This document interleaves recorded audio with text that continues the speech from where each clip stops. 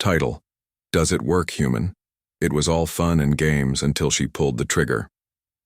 Part 1. The Strange Discovery. The wind outside the old alien outpost was strong and cold. Dust flew over the rocky surface of the planet as if warning anyone not to come near. But Cole wasn't afraid. He was used to places like this, quiet, forgotten, full of secrets. That's exactly why he came. Cole was a human engineer working on Zetra 4, a colony built for mining and research. Most humans stayed close to the safe zones. Not Cole. When his shift ended, he liked to explore the old ruins nearby. This outpost had been abandoned for many years. No one knew who built it. The walls were still strong, the symbols still glowing, faintly even after all this time. As Cole stepped inside, the sound of his boots echoed across the metal floor. He held a small flashlight, scanning the room. Strange machines lined the walls, broken and silent. He walked slowly, looking for anything still working. Then he saw it. In the center of a large room stood a clear cube, made of strong alien material. Inside it floated a sleek device, long and sharp with smooth edges and glowing blue lines. It looked like a weapon, but unlike any weapon he had ever seen. It hummed softly as if still alive. Cole leaned closer. "What are you?" he whispered. Suddenly, he heard footsteps behind him. He turned quickly, ready for trouble, but relaxed when he saw who it was. It was Syra. She was from an alien species called the Virulans. They were allies of humans, known for their knowledge and sharp minds. Syra was young and curious. She had pale blue skin, small elf-like ears, and eyes like silver glass. She often followed Cole on his explorations, saying human tech was boring, and alien ruins were more fun. "I knew you'd come here," she said with a smirk. "I thought I told you to stay at the colony," Cole replied, raising an eyebrow. "And miss the fun? No way." She stepped beside him and stared at the weapon. "What's that?" "I don't know," Cole answered. "Looks like a weapon, but it's still active. See the light? It's powered."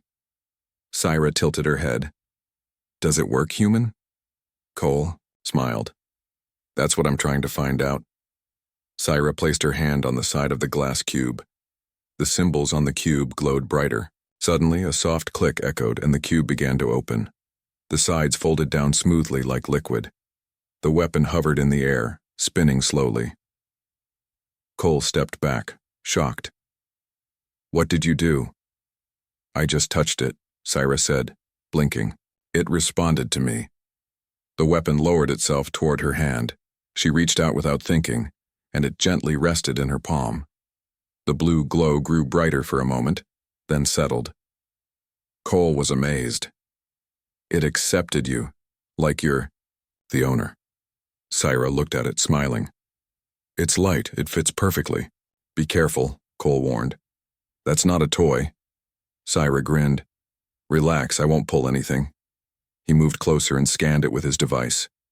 The data showed old but stable power, unknown energy source, and a locked targeting system.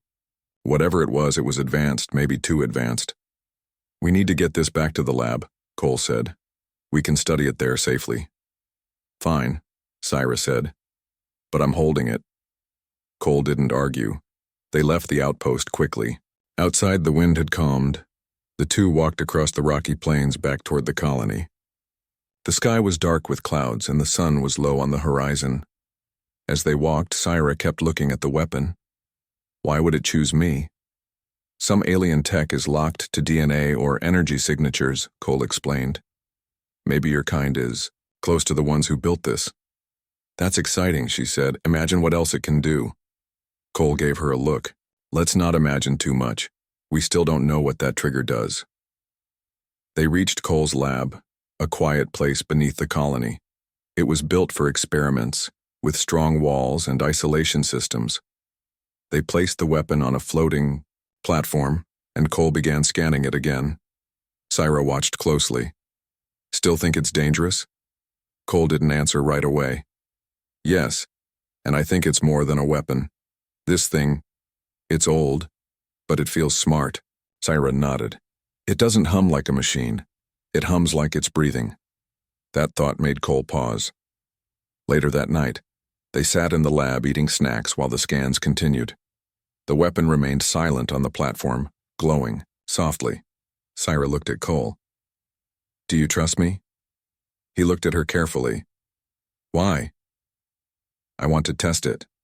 "No way," Cole said. "We don't know what will happen. It could explode." "I won't press the trigger," she promised. "I just want to hold it again." He hesitated, then nodded. "All right, but only for a minute." Syra picked up the weapon again. It responded, quickly, the glow pulsing as it touched her skin. She held it gently, like it was part of her. "Does it work, human?" she asked again with a smile. Cole looked at her with concern. "Let's hope we never find out by accident." But something inside Cole told him this was just the beginning. The weapon had woken up, and it had chosen her. Title: Does It Work, Human? It was all fun and games until she pulled the trigger. Part 2, The Trigger's Secret. The next morning, Cole walked into his lab with a cup of warm tea. The air was still, the machines humming quietly. On the main platform, the alien weapon rested exactly where Syra had left it. Its soft blue lines still glowed in the low light of the lab. It hadn't moved all night, but something felt different. Cole sat at his desk and checked the overnight data. The scans had finished while he was asleep. The results made him frown. The weapon wasn't just storing power, it was growing in power. Somehow, it was pulling energy from the air around it. That was impossible, unless the device was more than just a weapon. He tapped on the screen and whispered to himself, "This thing is alive in some way." Just then, the door opened with a soft hiss. Syra walked in, her silver eyes still sleepy. "You're here early," Cole said. "I couldn't sleep," she replied. "I kept dreaming about the weapon." Cole looked up from his screen. "Was it a bad dream?" "No," she said softly. "It felt like it was calling me." Cole stood and crossed his arms. "Syra, that thing bonded to you. We need to take this seriously."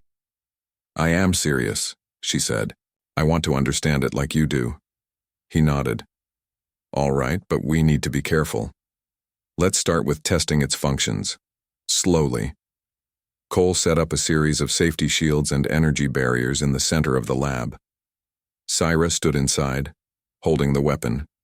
It adjusted to her hand again, perfectly. "What do I do?" she asked. "Try focusing on it. Think about activating it, but don't press the trigger." Syra closed her eyes. The weapon responded, its glow growing stronger. A soft hum filled the room. Cole checked his monitor. Readings were increasing fast. "Okay, that's enough," he said quickly. Syra opened her eyes. The weapon calmed. Cole took a deep breath. "It responds to your thoughts like a neural link." She smiled a little. "It trusts me." He didn't say it out loud, but he was beginning to think she was right. Suddenly, a new idea hit Cole. "Wait, try placing your hand on the side of the weapon. There's a small groove there. Gently press it." Syra followed his instructions. As her fingers touched the groove, a hidden panel on the weapon slid open with a soft click. Inside was a core, spinning with bright energy, protected by a transparent shield. They both stared at it in silence. "That looks like a power source," Cole said quietly. "And it's still active." "Do you think it's dangerous?" Syra asked. "It's beyond dangerous," he replied. "This thing has the kind of energy that can melt steel in seconds." Syra slowly took her hand off the panel. The weapon sealed itself again. The glow dimmed slightly. Cole sat down, rubbing his forehead. "Syra, we're dealing with something far beyond anything humans have built. Maybe even beyond your people's tech. It's not just a weapon, it's a relic." Syra nodded slowly. "Then why was it just sitting there waiting?" "That's the real question," Cole said. "Maybe it was locked away. Maybe someone feared it. Or maybe," Syra said softly, "someone wanted the right person to find it." Cole looked at her with caution. "Don't let it pull you in too fast. Curiosity can be dangerous." I understand, she replied. But I want to help. They spent the rest of the day testing non-violent functions. The weapon seemed to shift shapes when Syra thought about it. A long spear, then a short blade, then a glowing rod. Each time the change was smooth and quiet. The device was adapting to her thoughts. Cole documented everything. But with each test, his worry grew. It wasn't supposed to be this easy. No security system should allow someone to access power like this so freely. That evening, they sat again in the lab. Syra held the weapon carefully, running her fingers over its smooth surface. You still haven't answered, she said, smiling, slightly. Does it work, human? Cole chuckled. Yeah, it works. Too well, maybe. Just then, the power in the lab flickered. Lights blinked, screens flashed, and alarms sounded. What's happening? Syra asked, standing quickly. Cole checked the systems. Something outside. There's an energy spike, it's not from us. A red light flashed on the monitor. A transmission was coming in, from orbit. Cole read the message out loud. Unidentified ancient technology has been activated. Tracking. Signal detected. Investigating. He looked at Syra. We've been found. By who? She asked, her voice tense. I don't know, Cole said. But someone out there knows what this weapon is, and now they know we have it. Syra stared at the weapon in her hands. What do? We hide it, Cole replied. We shut down all scans, move it to a shielded location, and stop testing it.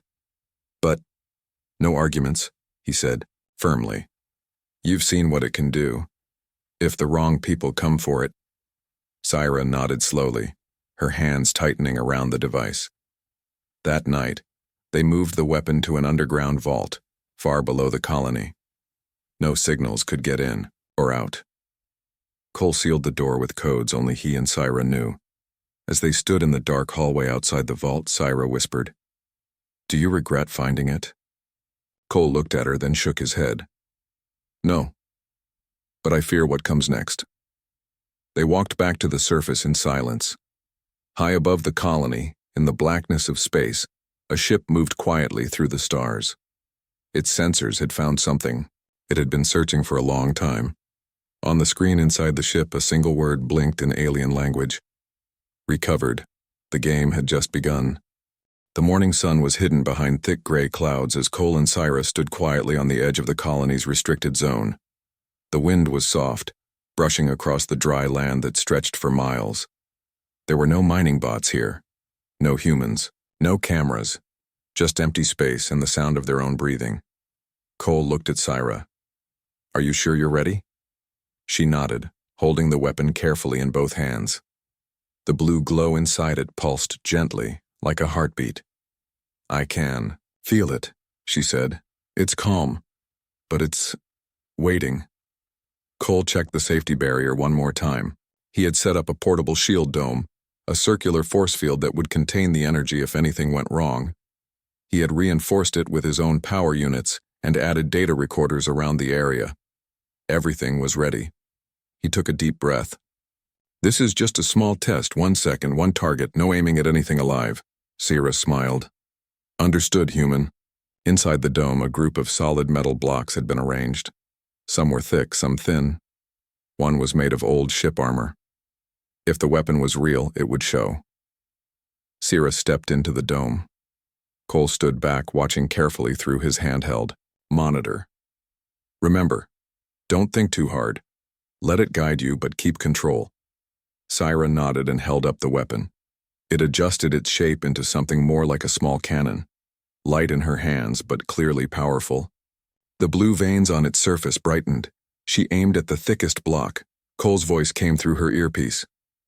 Whenever you're ready. Syra took a breath. Let's find out, she whispered. Then she pressed the trigger. For a moment, nothing. Then a silent flash. No sound, no explosion. Just a sudden white-blue beam of energy, clean and fast, that cut through the air like a knife through cloth. The metal block didn't just break, it vanished. A perfect hole remained in the ground behind it, still steaming. The shield dome shook. Cole's eyes went wide. Syra's hands trembled as she lowered the weapon. I didn't think it would be that strong. Cole ran into the dome and scanned the target area. The data was beyond anything he had expected. That beam sliced through reinforced steel and 4 feet of rock, he said. In 1 second, Syra looked at him. I didn't feel any recoil, no force, just light. That wasn't just light, Cole replied. That was something else. It didn't burn through, it erased the matter. Syra blinked. You mean it disintegrated the target? He nodded. Exactly. This thing's power isn't just physical, it's something deeper. Maybe it disrupts molecules, maybe it tears space, whatever it is, it's not normal. Before either of them could say more, Cole's wrist communicator beeped. Incoming signal. He looked down. It's from orbit, encrypted, not human. Syra stepped closer. What do they want? Cole opened the signal. A robotic voice played through his device. Sovereign Spark has been activated. Surrender the artifact or face consequences. His heart dropped. He looked at Syra. That's what they call the weapon, he said. Sovereign Spark. Do you think it belonged to them? She asked quietly. I think it was stolen, or maybe hidden from them. And now they want it back. Syra's grip on the weapon tightened. We can't let them take it. We might not have a choice, Cole said. If they land here, they'll search every building, and they won't ask twice. Suddenly, alarms echoed through the colony, distant, faint, but rising. Then came the sound of ships entering the atmosphere. Cole's eyes narrowed. They're already here. They ran. Back at the lab, Cole triggered lockdown protocols. Syra placed the weapon inside a sealed case, one lined with dampening metal to block energy signals. He typed in new security codes faster than he ever had before. How many ships did you see? She asked. 3, he said. Medium class, fast and armed, not cargo ships, hunters. He looked her in the eyes. You bonded with the weapon. That means they'll look for you. Then we don't stay here, Syra said quickly. We leave the colony, hide somewhere else. Cole thought for a moment. There's an old relay tower in the mountains. No one uses it anymore. It has underground chambers, strong enough to hold for a while. Then let's go. He grabbed supplies, tools, and energy packs. Syra secured the weapon case and placed it into a backpack. Together, they moved through the back tunnels of the colony, avoiding patrols. The invading ships hadn't landed directly, but their drones were already scanning the buildings. By the time Cole and Syra reached the forest edge outside the colony, it was sunset. The orange sky painted the trees gold, but the mood was far from peaceful. They're hunting us, Cole said. I won't let them have it, Syra replied. They moved fast into the trees, deeper into the wilderness.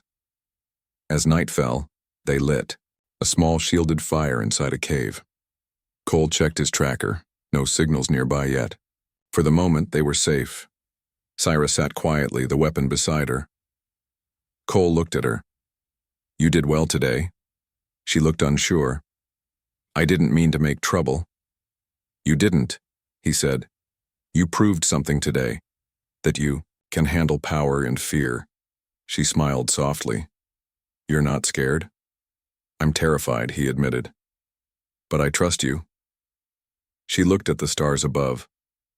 When I asked if it worked, I was just joking. I didn't know it would be real. Cole followed her gaze. Now we both know. It works. And the galaxy just heard it loud and clear. From deep space, beyond Zetra 4's orbit, more ships moved silently, shapes hidden in the shadows. The activation of the Sovereign Spark was not just a local event. It was a call that would soon bring even greater danger. The morning light barely touched the forest floor as Cole and Syra continued their journey through the dense woods. Tall trees with red leaves swayed gently in the wind.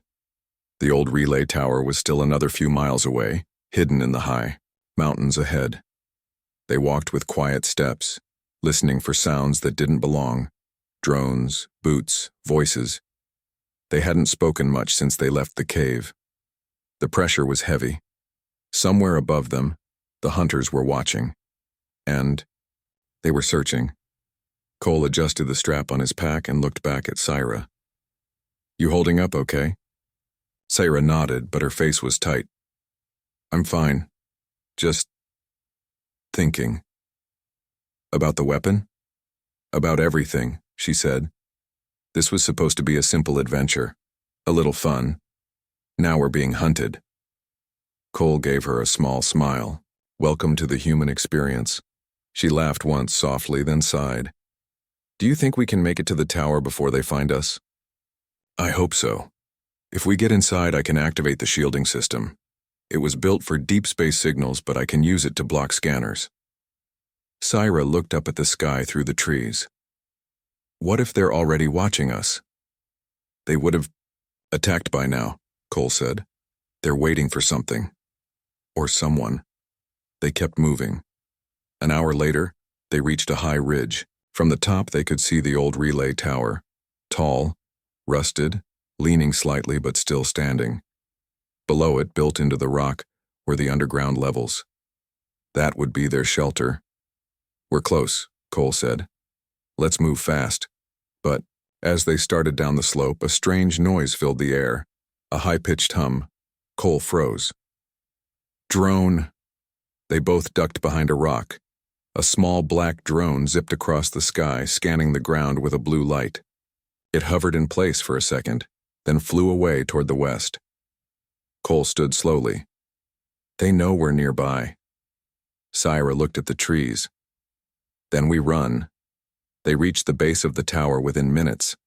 The entrance was blocked by metal, debris, but Cole quickly cleared a path using a portable torch. The heavy doors creaked open, revealing dark stairs leading down. Inside, the air was cold and smelled of dust and metal. They moved carefully through old corridors, passing broken screens and rusted wires. Finally, they reached the control room. Cole began working fast, using his tools to power the backup systems. Lights flickered. The old machines came to life. I'll seal the door, he said. You keep the weapon ready. Syra nodded. She removed the weapon from its case and held it close. Cole activated the signal shield. A soft pulse moved through the room, silent, invisible, but strong. They can't scan us now. Syra looked around. How long can this place hold? Few days, Cole said. Maybe longer if we're lucky, but luck didn't last long. Just an hour later, the walls shook with a dull thump. Cole's eyes went wide. They're here. Another thump, closer this time. Then a metallic voice echoed through a speaker. You are holding the sovereign spark, surrender it now. Syra stood up, weapon in hand. I'm not giving it to them. Cole placed a hand on her shoulder. We might have to trick them, buy time, talk our way out. But before they could speak again, the door burst open. Smoke filled the room as tall figures entered. Humanoids in black armor, their faces hidden behind silver helmets. Their leader stepped forward, pointing a strange staff toward Syra. You are the bonded one, he said. The weapon accepted you. That makes you its keeper. But you are unworthy. Syra raised the weapon. Maybe it disagrees. The leader narrowed his eyes. Give it to me. No, he signaled, and two soldiers raised their weapons. But before they could fire, Syra lifted the sovereign spark and aimed low. She didn't wait. This time, when she pulled the trigger, the blast was controlled.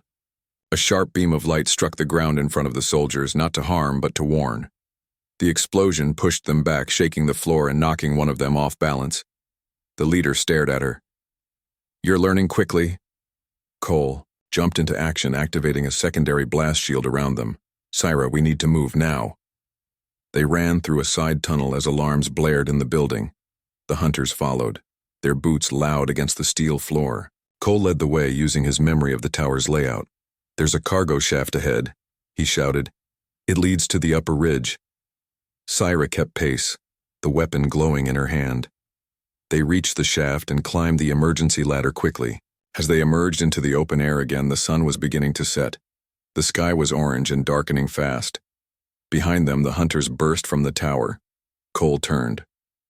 We hold them here. Syra looked at the weapon, then at Cole. You trust me, right? He nodded. With my life. She stepped forward and raised the weapon again. This time she closed her eyes. The blue glow brightened until it turned white. Then she opened them and fired. Not a sharp beam, but a pulse. A wave of light surged from the weapon, hitting the ground in front of the hunters like a wall of energy. It didn't hurt them, but it stopped them cold. Their armor sparked. Their weapons shut down. The hunters froze. Sira lowered the weapon slowly. I didn't destroy them. I stopped them. Cole looked at her with wide eyes. You disabled their tech.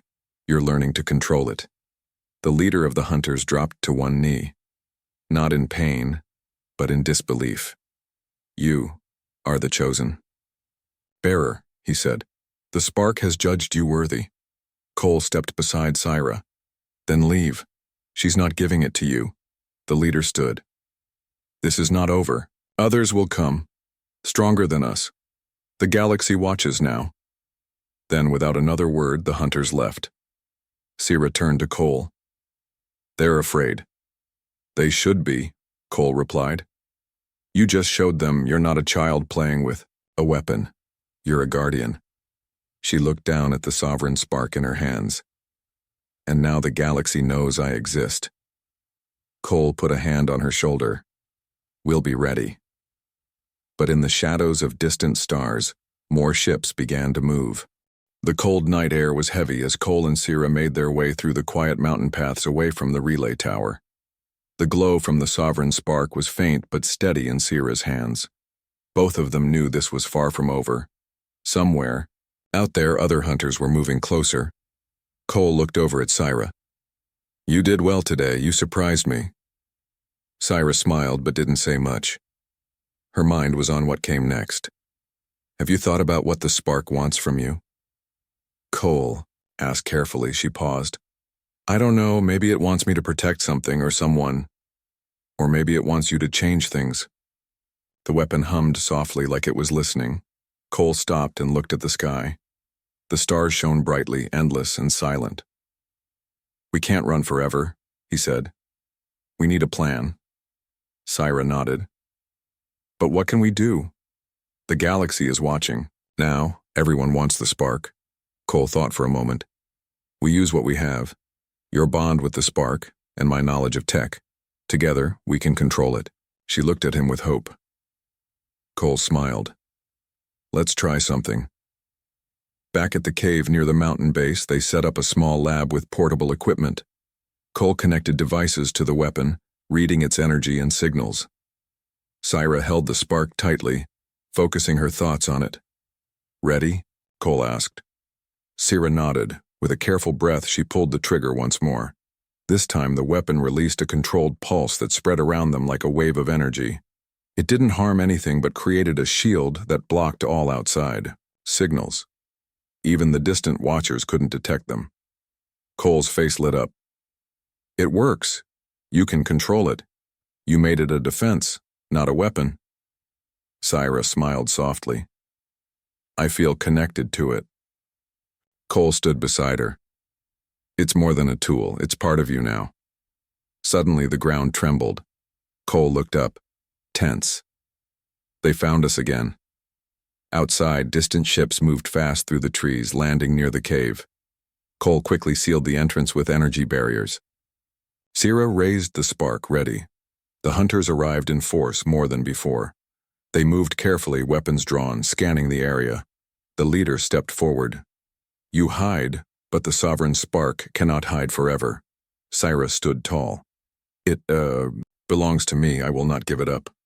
The leader laughed softly. You do not understand its power. The galaxy needs it to be controlled, not by a child. Sira's eyes flashed. I am not a child. With a quick move, she fired the spark. The energy pulse burst forward, disabling the hunters' weapons and systems again. They stumbled, but did not retreat. Cole ran to the control panel and activated the shield fully, protecting them. The leader raised his hand. Enough. He lowered his weapon. You are stronger than we thought. But strength alone will not save you. Cole shouted. What do you want then? The leader looked at Sira and Cole together. A bond like yours is rare. The spark chooses its bearer, but it also tests loyalty. Syra stepped forward. I am loyal, to protecting life, not to power or control. The leader studied her. Then prove it. Suddenly, an alarm blared on the leader's suit. More ships approached, much larger and armed. Reinforcements. The leader turned to his soldiers.